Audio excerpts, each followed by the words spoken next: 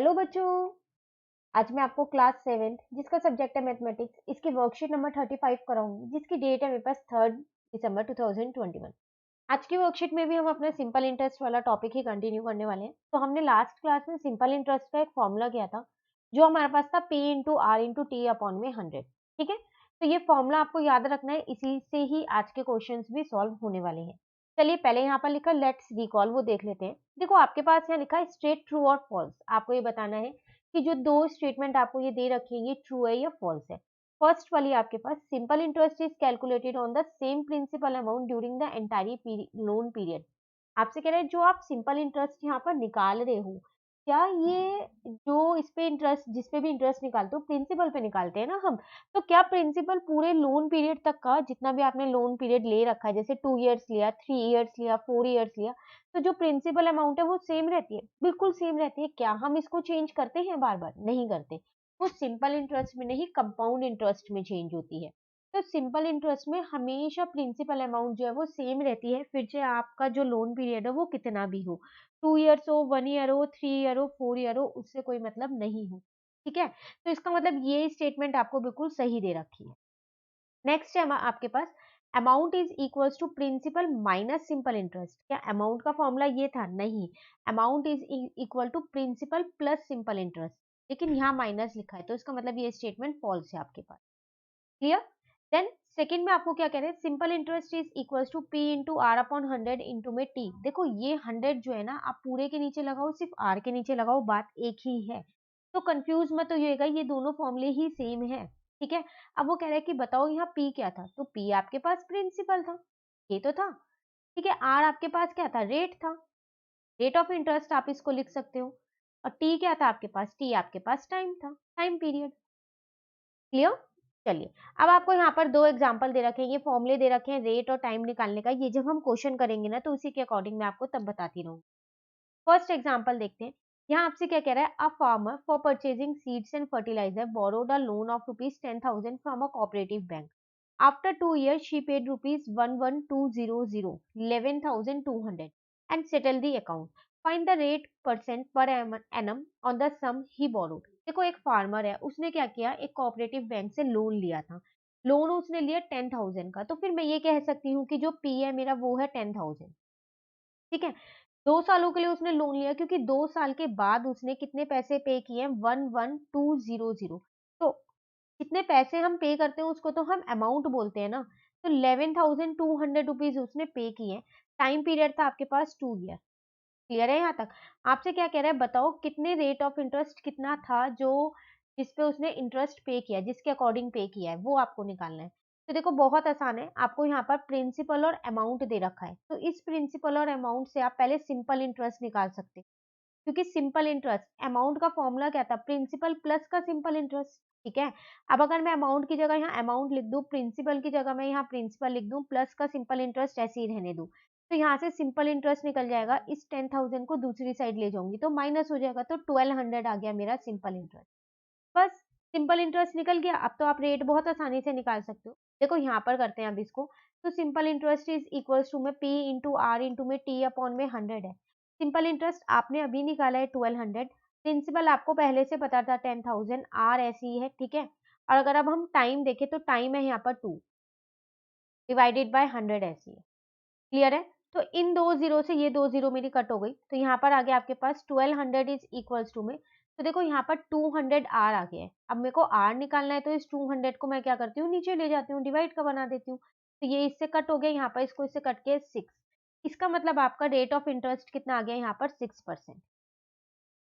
Clear? तो एक ही फॉर्मूले से हमसे जो भी पूछा जाए, चाहे सिंपल इंटरेस्ट पूछा जाए, चाहे प्रिंसिपल पूछा जाए, चाहे अमाउंट टाइम पूछा जाए, चाहे रेट पूछा जाए, हम उसी फॉर्मूले से निकाल सकते हैं। ठीक है, चलिए एक और एग्जांपल दे रखा है। यहाँ आपसे क्या कह रहा है, in what time will the sum of money double itself at 5% per annum. कह रहा है कितने समय में एक जो सम ऑफ मनी है, मतलब जो प्रिंसिपल है वो डबल हो जाएगा। तो वो टाइम बताओ अगर उस पर rate of interest 5% per annum का है। तो देखो ना मुझे यहाँ प्रिंसिपल दे रखा, ना मुझे यहाँ वो मनी दे रखी जो डबल होगी, डबल होने के बाद कितनी होगी वो भी नहीं बता रखा, कुछ भी नहीं बता रखा। तो अगर मैं अपना प्रिंसिपल मान लूं, वो जो सम ऑफ मनी है वो पी है, तो इसका मतलब जो अमाउंट होगी वो 2p मिलेगी। यही होगा। तो अमाउंट का फॉर्मूला क्या होता है मेरे पास, सिंपल इंटरेस्ट प्लस का प्रिंसिपल होता है, ठीक है ना। अभी अमाउंट मेरे पास 2p है, सिंपल इंटरेस्ट मुझको नहीं पता, प्रिंसिपल मैंने p ही मान रखा है, ठीक है। तो यहाँ से मेरे पास सिंपल इंटरेस्ट निकल जाएगा, 2p में से p को माइनस करूंगी तो p आ जाएगा। तो आप टाइम निकाल ही सकते हो ना। अब अगर मैं ये फॉर्मूला दोबारा यहाँ पर लगाऊं, simple interest is equals to में p into R into T upon में 100। अब देखो सिंपल इंटरेस्ट मैंने अभी निकाला p है, अब p प्रिंसिपल को तो मैंने p ही माना था, r मुझे क्वेश्चन में गिवन है 5% है, t मुझे नहीं पता, ये मुझे फाइंड करना है, ठीक है। तो यहाँ आ जाएगा 100p और यहाँ आ जाएगा 5pt। अब इस t को यहीं पर ही छोड़ दो, ठीक है, और इस 5p को नीचे लिया और यहाँ पर ये t ऐसे ही छोड़ दो, इस p से ये p कट गया, यहाँ पर कितना आ गया 20 आ गया, ठीक है। तो इसका मतलब 20 ईयर्स लग जाएंगे उस अमाउंट को डबल होने में। क्लियर, दोनों एग्जाम्पल क्लियर हो गए। चलिए अब आप आगे करते हैं। देखो यहाँ पर नोट में आपको एक चीज दे रखी है, आपसे क्या कह रहा है, if time t is given in month. अभी तक आपको टाइम नॉर्मली ईयर में दिया हुआ होता था, लेकिन अगर इन केस कहीं पर आपको मंथ में दे रखा है तो आप क्या करोगे, उसको कन्वर्ट कर दोगे ईयर में, उसको 12 से डिवाइड करके, ठीक है। और अगर टाइम आपको डेज में दे रखा है तो आप क्या करोगे, उसको ईयर में कन्वर्ट कर दोगे, किससे डिवाइड करके, 365 से डिवाइड करके। क्लियर है। चलिए अब क्वेश्चंस देखते हैं। देखो फर्स्ट क्वेश्चन है आपके पास, find the unknown quantity in each of the following. तो आपको एक टेबल दे रखी है, कुछ कुछ चीजें इसमें फिल है और कुछ कुछ चीजें इसमें फिल नहीं है, तो वो आपको फिल करनी है। जैसे अगर हम फर्स्ट वाला देखें तो आपको प्रिंसिपल पता है, टाइम पता है, अमाउंट पता है, लेकिन रेट ऑफ इंटरेस्ट और सिंपल इंटरेस्ट नहीं पता, वो आपको निकालना है। तो देखो अगर हम यहाँ पर करें इसको, सबसे पहली बात तो amount is equal to principal plus का सिंपल इंटरेस्ट होता है, ठीक है। अमाउंट का फॉर्मूला है 6500, तो यहाँ लिख दिया 6500। प्रिंसिपल है मेरे पास 5000, तो यहाँ लिख दिया मैंने 5000, प्लस का सिंपल इंटरेस्ट ऐसे ही लिखा हुआ है, ठीक है। तो यहाँ से सिंपल इंटरेस्ट कितना आ जाएगा मेरे पास, 6500 माइनस का 5000, ठीक है। तो सिंपल इंटरेस्ट आ जाएगा यहाँ पर से 1500 रुपीज में। तो एक चीज तो मेरी फिल हो गई, यहाँ पर 1500 आ जाएगा मेरे पास। अब बात आती है रेट की, रेट भी मुझे यहाँ पर निकालना है, तो फॉर्मूला वही लगाते हैं, S I is equals to में P into R into T upon में 100 वाला, ठीक है। तो यहाँ पर आ जाएगा आपके पास 1500, टी आपको पहले से पता है 5000 है, आर आपको फाइंड करना है, टी आपको क्वेश्चन में दे रखा है टेबल में 5 ईयर्स है, ठीक है। नीचे का ये वाला 100 ऐसी है, इन दो जीरो से इन दो जीरो को मैंने कट कर दिया, तो यहाँ पर आ गया 1500 इज इक्वल्स टू, अब देखो 50 को 5 से मल्टीप्लाई करूंगी तो 250 आ जाएगा, ठीक है। आर ऐसी है, आर निकालना है तो आप ऐसा करो, इस 250 को नीचे लिया और यहाँ पर आर को ऐसे ही छोड़ दो। क्लियर है।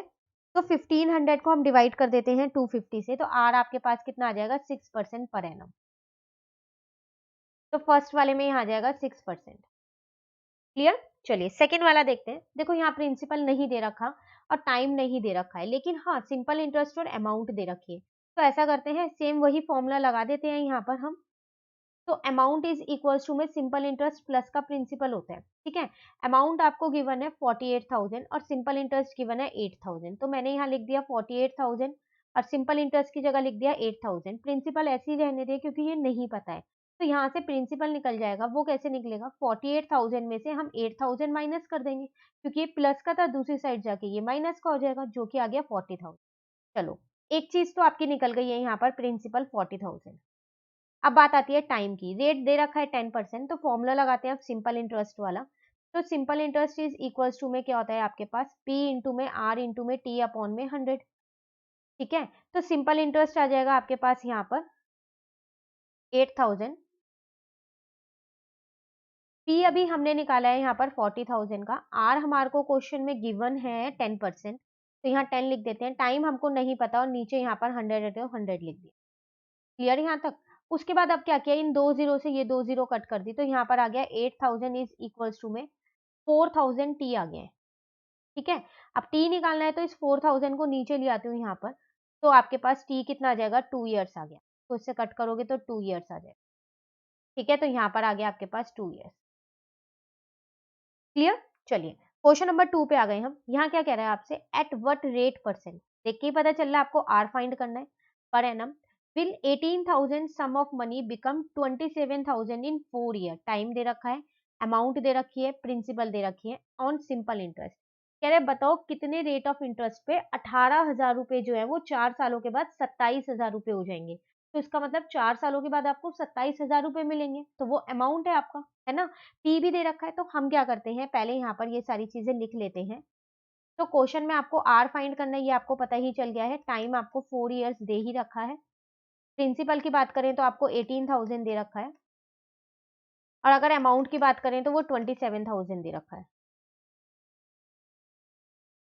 ठीक है? अब देखो अमाउंट का फॉर्मूला होता है मेरे पास सिंपल इंटरेस्ट प्लस का प्रिंसिपल, ठीक है?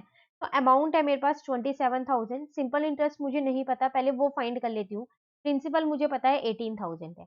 तो 27,000 में से अगर मैं 18,000 को माइनस कर दूँगी तो मेरे पास यहाँ पर सिंपल इंटरेस्ट निकल के आ जाएगा, ठीक है ना? तो 27 में से अगर आप 18 को माइनस करोगे तो यहाँ पर 9,000 आपका आ जाएगा, जो कि है सिंपल इंटरेस्ट। चलो सिंपल इंटरेस्ट तो निकल गया। अब सिंपल इंटरेस्ट वाला फॉर्मूला लगाते हैं। तो वो होता है हमारे पास P into R into T upon में 100। ठीक है, ये आपको 9,000 पता है, प्रिंसिपल आपको पता है क्वेश्चन में 18,000 है, आर आपको निकालना है क्वेश्चन में, टाइम आपको पता है 4 ईयर्स है ना, और ये 100 ऐसी है।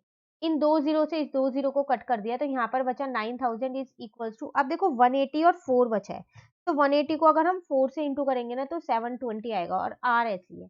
आर आपको फाइंड करना है तो आप क्या करो, इस 720 को जो मल्टीप्लाई का दूसरी साइड ले जाओ तो वो डिवाइड का हो जाएगा, ठीक है ना? अब आप क्या करो, 9,000 को 720 से डिवाइड कर दो तो आर आपका निकल के आ जाएगा, वो आएगा आपके पास 12.5 पर एनम। क्लियर? चलिए क्वेश्चन नंबर थर्ड पे आ जाते हैं, लास्ट क्वेश्चन है। कह रहा है फाइंड द सिंपल इंटरेस्ट, मतलब ऐसा ही आपको निकालना है, ऑन रुपी 10,000, मतलब प्रिंसिपल दे रखा है, फ्रॉम 1 अप्रैल 2019 टू 31 मार्च 2021, ये टाइम पीरियड दे रखा है, एट 5.5% पर एनम, ये रेट दे रखा है। देखो आपसे यहाँ क्या कह रहा है, 2019 से 2021 तक का पीरियड लेना है, तो इसमें तो 2 साल हो गए ना। 1 अप्रैल से अगर आप देखो 2019 से 31 मार्च तक 2020 तक, ये 1 ईयर हो गया। उसके बाद 1 अप्रैल 2021 से अगर आप देखो, 1 अप्रैल 2020 से देखो 31 मार्च 2021 तक, तो 2 साल हो गए। तो टाइम आपको डायरेक्टली ना देके इनडायरेक्टली दे रखा है, ठीक है? निकालना आपको सिंपल इंटरेस्ट ही है, तो क्वेश्चन यहाँ पर करते हैं। तो simple interest is equals to में क्या होता है, P into R into T upon में 100 होता है, ठीक है? तो P आपको यहाँ पर गिवन है 10,000, तो यहाँ पर लिख देते हैं 10,000। आर आपको 5.5% गिवन है, टाइम आपको 2 गिवन है, डिवाइडेड बाय 100 ऐसी है। क्लियर? इन दो जीरो से ये दो जीरो हमने कट कर दी, यहाँ पर सिंपल इंटरेस्ट ऐसे ही लिख दो। तो अब बचा आपके पास 100 है, 100 इंटू में आप क्या करोगे, 5.5 करोगे तो आपका 550 आएगा, और इंटू में 2 करोगे तो 1100 आ जाएगा। तो आपका आंसर कितना आ गया, 1100। सिर्फ आपको सिंपल इंटरेस्ट ही निकालना था, जो कि निकल गया। क्लियर? चलिए इसी के साथ आपकी वर्कशीट कंप्लीट हो गई है, वर्कशीट नंबर 35। अब नेक्स्ट वर्कशीट हम अपनी नेक्स्ट वीडियो में करेंगे। तो अगर आपको कोई भी डाउट हो इस वर्कशीट में तो आप कमेंट करके पूछ लीजिएगा, और अगर ये वीडियो अच्छी लगी तो आप इसे लाइक जरूर कीजिएगा और मेरे चैनल को सब्सक्राइब। Thank you.